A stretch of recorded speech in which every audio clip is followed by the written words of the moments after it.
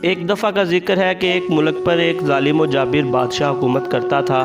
وہ بادشاہ کسی کی چھوٹی سی غلطی پر اسے بڑی سے بڑی سزا دیتا اور محض اپنی ذات کی تسکین کے لیے کسی کو بھی بھوکے شیروں کے پنجرے میں ڈلوا دیتا اور پھر اس کی موت کا تماشا دیکھتا۔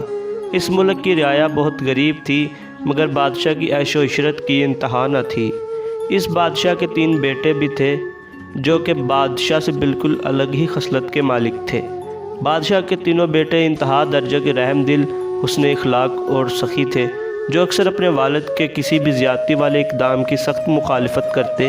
یہ تینوں بھائی چوری چھپے سرکاری خزانے سے غریب عوام کی مدد بھی کرتے، جس سے یہ بھائی رعایا میں کافی حد تک مقبول ہو گئے۔ اس کے علاوہ یہ تینوں بھائی غیر معمولی ذہانت کے حامل بھی تھے، جس کی وجہ سے بادشاہ کو شک ہو گیا کہ یہ تینوں بیٹے اس کے لیے خطرے کا باعث بن سکتے ہیں، کیونکہ رعایا پہلے ہی ان کے ساتھ ہے، کہیں یہ لوگ سپاہیوں کو بھی ساتھ ملا کر میرا تختہ ہی نہ پلٹ دیں۔ یہ پہلے ہی بہت ذہین ہیں، سلطنت کے امور سے بھی اچھی طرح واقف ہیں۔ چنانچہ اسی خطرے کے پیش نظر بادشاہ نے اپنے تینوں بیٹوں کو جلا وطن کر دیا۔ تینوں بھائی اب محل سے باہر بالکل بے یار و مددگار تھے۔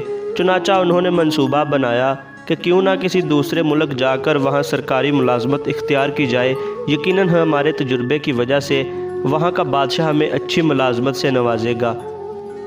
یہ منصوبہ بناتے ہی وہ لوگ دوسرے ملک کی طرف سفر کرنا شروع ہو گئے۔ کافی طویل سفر کرنے کے بعد وہ ایک صحرا میں پہنچے۔ صحرا عبور کرنے کے بعد وہ جب جنگل میں پہنچے تو وہاں کچھ دیر آرام کرنے کے لیے بیٹھ گئے۔ اتنے میں ایک شخص وہاں سے آیا اور پوچھا کہ جنگل میں میرا اونٹ گم ہو گیا ہے، کیا تم میں سے کسی نے اس اونٹ کو دیکھا ہے؟ انہوں نے کہا نہیں، ہم نے کوئی اونٹ نہیں دیکھا، مگر یہاں سے کوئی اونٹ گزرا ضرور ہے۔ ایک بھائی نے کہا لگتا ہے وہ اونٹ لنگڑا تھا۔ دوسرے نے کہا معلوم ہوتا ہے اس کی ایک آنکھ بھی نہیں تھی۔ تیسرے نے کہا میرے خیال میں اس کے 2 دانت بھی نہیں تھے۔ پھر ایک نے کہا میرے خیال میں اس پر ایک طرف شہد لدا ہوا تھا۔ دوسرے نے کہا اس کے ایک طرف گھی لدا ہوا تھا۔ تیسرے نے کہا لگتا ہے اس پر ایک عورت سوار تھی جو حاملہ تھی۔ اس آدمی نے ان تینوں کو پکڑ لیا اور کہا تم ہی چور ہو، بتاؤ میرا اونٹ کہاں ہے؟ تینوں بھائیوں نے اس آدمی کی بہت منتیں کی کہ ہم چور نہیں، مگر وہ آدمی نہ مانا۔ بالآخر وہ شخص ان تینوں بھائیوں کو لے کر وہاں کے بادشاہ کے دربار میں پیش ہوا۔ بادشاہ نے ان سے معاملہ دریافت کیا، جس پر انہوں نے اپنی سرگزشت بادشاہ کو سنا ڈالی۔ بادشاہ نے کہا کہ اگر تم نے ان کا اونٹ نہیں چرایا تو پھر اس اونٹ کے متعلق اتنی تفصیل سے کیسے جانتے ہو؟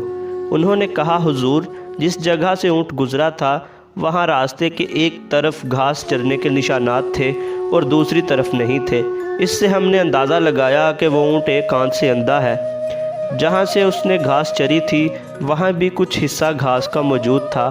اس سے ہم نے اندازہ لگایا کہ اونٹ کے 2 دانت نہیں تھے۔ جہاں سے وہ گزرا تھا ایک ٹانگ نہ ہونے کی وجہ سے وہاں ایک ٹانگ کے نشانات نہ تھے۔ اس سے ہم نے اندازہ لگایا کہ وہ اونٹ لنگڑا ہے، اور وہاں ایک طرف مکھیاں تھیں، جس سے ہم نے اندازہ لگایا کہ اس کی ایک طرف شہد لدا تھا، جبکہ دوسری طرف چیونٹیاں تھیں، جس سے ہم نے یہ اندازہ لگایا کہ دوسری طرف گھی لدا ہوا تھا۔ اونٹ جہاں بیٹھا تھا ہمارے اندازے کے مطابق وہاں سے بڑی آہستگی سے اٹھا تھا، جس سے ہم نے یہ اندازہ لگایا کہ اس کے اوپر ایک عورت سوار ہے جو حاملہ ہے۔ بادشاہ یہ سن کر حیران رہ گیا اور ان کی ذہانت پر درباری بھی اش اش کر اٹھے۔ بادشاہ نے ان تینوں کو بے شمار انعامات سے نوازا اور ان کو اپنے دربار میں اعلیٰ ترین عہدوں پر فائز کیا۔ اس کے بعد ان لوگوں نے اپنے لشکر کو ساتھ لے کر اپنے ملک کا محاصرہ کر لیا اور بادشاہ کو پکڑ کر اس کے ظلم و ستم سے رعایا کو نجات دلائی۔ ناظرین، اس کہانی سے ہمیں ایک سبق ملتا ہے کہ ہمارا کوئی بھی قریبی کوئی غلط کام کرے تو اس سے سزا دینا بھی ہمارے فرائض میں شامل ہے۔ اگر آپ لوگوں کو ویڈیو پسند آئی ہے تو ہمارے چینل کو سبسکرائب کر دیں تاکہ مزید اچھی ویڈیوز آپ تک پہنچ سکیں۔